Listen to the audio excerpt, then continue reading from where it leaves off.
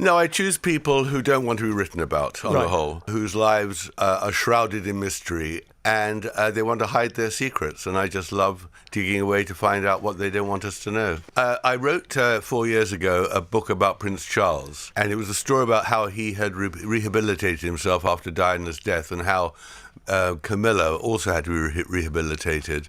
And it was a number one. It was a fascinating story. So when Meghan came along into the scene, I just thought, this is fascinating. How is this going to play out? To tell the truth, I spoke to very few friends of Meghan because she put a fatwa on anyone talking to me who she could. So I sent off dozens and dozens of emails to her friends, and most of them didn't even reply. And obviously I spoke to her father, who loves her still very much, and said, in the end, whatever she is, she's still my daughter. You can't beat the real story. I mean, that's the excitement of writing these sort of books, that in the end, nothing beats the truth, the real facts. The Meghan Markle enigma, shrouded in secrecy, built on image control, and fiercely protected by an ironclad PR machine.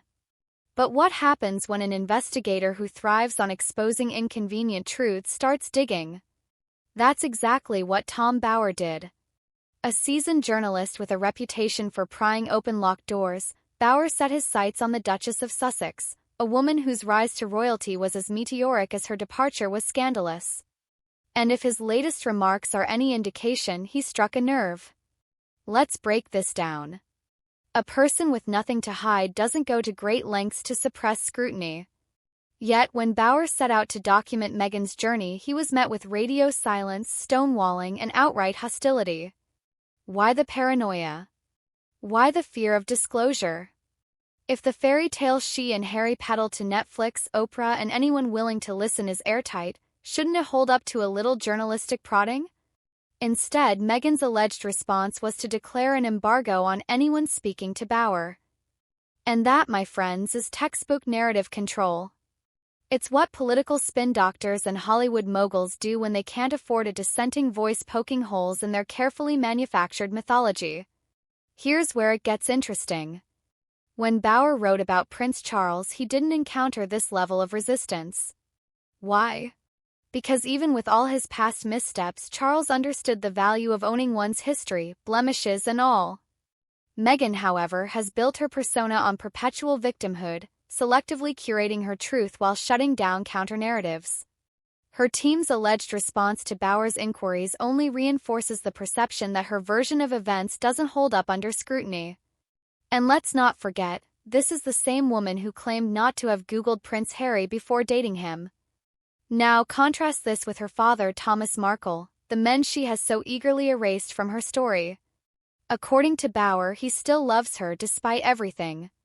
Say what you will about Thomas Markle, but a father's consistent, if tragic, longing to reconnect with his daughter rings far more authentic than her cold, corporate-style dismissal of him. Let's be real here. If Meghan wasn't a royal, if she had remained a mid-tier actress grinding away in Hollywood, this relentless censorship of her past wouldn't be necessary. It's only because she attached herself to an ancient institution that suddenly her pre-royal history needed a revision. But history has a funny way of refusing to be rewritten. The harder you try to bury the truth, the more people start asking, "What are you hiding?" Bower's words are a reminder that truth doesn't disappear just because it's inconvenient. And as the Sussexes continue their crusade against the very institution that gave them global status, they might soon realize, controlling a narrative isn't the same as controlling reality. So the real question is, if Meghan and Harry's story is as airtight as they claim, why are they so afraid of a little investigative journalism? Thanks for watching, and don't forget to subscribe. Let me know what you think in the comments, and I will see you in the next video.